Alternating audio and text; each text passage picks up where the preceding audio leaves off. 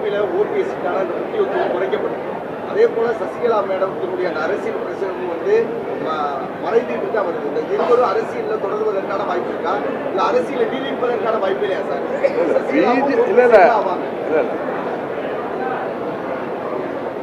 நண்பர் ஓபிஎஸ் அவர் வந்து தேசிய ஜனநாயக கூட்டணியில் தொடர்ந்து இருக்கிறார் என்பதை தமிழ்நாடு பாஜக மாநில தலைவர் உங்கள் கேள்விக்கெல்லாம் உங்கள் டவுட்டுக்கெல்லாம் அவர் விளக்கம் டெய்லி கொடுத்துட்டு இருக்காரு. முக்கியத்துவம்னா என்ன மாதிரி முக்கியத்துவம் இல்லை, அவருக்கு எல்லா முக்கியத்துவம் கொடுக்கப்படுது. நீங்க நினைக்கிற மாதிரி அவருக்கு முக்கியத்துவம் இல்லை இல்லை. அந்த போன சந்திப்பு ஹோம் மினிஸ்டர் அமித்ஷா வந்தப்ப சென்னைக்கு ஏப்ரல் 11, நான் கூட அன்றைக்கி ஆஞ்சிகிராம் பண்ண போயிருந்தேன். அதுக்கு 2 நாளைக்கு முன்னாடி அவர் வர்றாருன்னு கன்ஃபார்ம் ஆனது. நான் அப்பொழுது இப்போ மாநில தலைவர் இருந்த அண்ணாமலை அவர்கள்ட்ட, என்ன பிரதர் மாதிரி ஹோம் மினிஸ்டர் வராங்களே, நாங்கள்லாம் சந்திக்கிற மாதிரி நிகழ்ச்சி இருக்குமா? ஏன்னா இல்லை உங்கள் ஹெல்த் முக்கியம், இதுவரை அது மாதிரி அப்பாயின்மெண்ட்டில் எதுவும் இல்லை, நீங்கள் ஹாஸ்பிட்டல் போய் எடுத்துருங்கன்னா எது இருந்தால் நான் ஃபோன் போட்டு தரேன்னு சொன்னார்.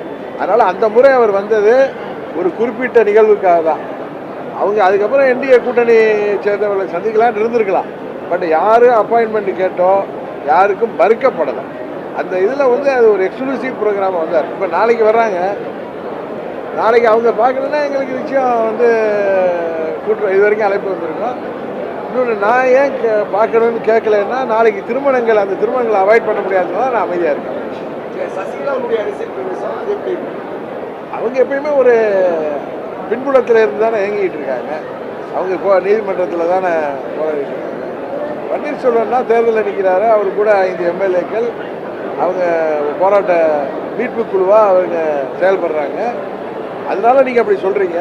பட் தேர்தல் நேரத்தில் அவருக்கான முக்கியத்துவம் உறுதியாக கிடைக்கும். நீதி முடிவு அதிமுக வந்து எடப்பாடி தலைமையில தான் இனிமேல் இயக்கும், அதில் மாற்றம் இல்லை. எல்லாருமே பின்னடைவுப்பட்டிருக்கீங்க, எல்லாரும் பின்னடைவுப்பட்டு நீங்கள் கேள்வி கேட்கறது உங்கள் ஆசையை வெளிப்படுத்தலாம். எந்த ஒரு முயற்சிக்குமே அரசியலில் எதுக்குமே முற்றுப்புள்ளி கிடையாது. இன்றைக்கு அதிமுகங்கிற அம்மாவுடைய கட்சி எங்கள் கூட்டணியில் மீண்டும் வந்திருக்காங்க. அது எங்களுக்கு மகிழ்ச்சி. நான் தொடர்ந்து சொல்வது போல, அம்மாவின் தொண்டர்கள் எங்கே இருந்தாலும் ஓர் அணியில் திரண்டால்தான் தீய சக்தி திமுகவை வீழ்த்த முடியும். 21 நான் அதை சொல்லியிருக்கேன். இப்போயும் அதான் சொல்லிட்டு வரேன். அது மாத்திரம் இல்லாமல் பிற கட்சிகள் யாரெல்லாம் திமுக ஆட்சி வேண்டாம், அந்த ஆட்சியை முடிவு கொண்டு வர நினைக்கிறாங்களோ எங்கள் கூட்டணிக்கு வருவது தான் முறையாக இருக்கும். இல்லை, கூட்டணி ஸ்ட்ராங்காக இருக்கு, அதே கூட்டணி இருக்கு. பட் மக்கள் வந்து அந்த கூட்டணியை வந்து புறந்தள்ளுறப்ப ஆர்கே நகரில் என்ன நினச்சி அந்த கூட்டணி அதே கூட்டணி தானே இருந்துச்சு. அதுக்கு முன்னாடி 14, 19 அந்த கூட்டணி 14 தானே இருந்தாங்க, 16 அவங்க தானே இருந்தாங்க. பட் 26 தேர்தலில் அவங்களுடைய சாயம் வெளுத்து விட்டது. அதனால் உறுதியாக அந்த கூட்டணியை வெற்றி பெறுவதற்கு வாய்ப்பு இல்லை. நீங்கள் எது கேட்குறீங்க?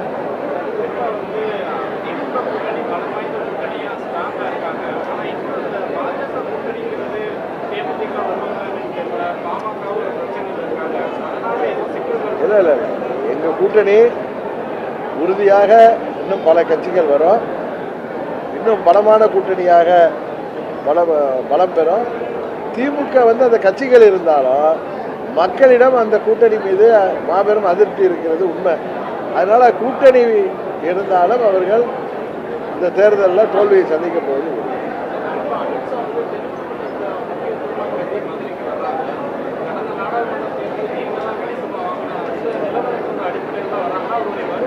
அவர் தான் தொடர்ந்து தேர்தல் முடிகிற வரைக்கும் அடிக்கடி வருவார்னு அவங்க கட்சி சார்பாகவே சொல்லப்படுகிறது. இந்த முறை மதுரைக்கு வர்றாரு, அடுத்த முறை வேற ஊர்களுக்கெல்லாம் போகலாம்.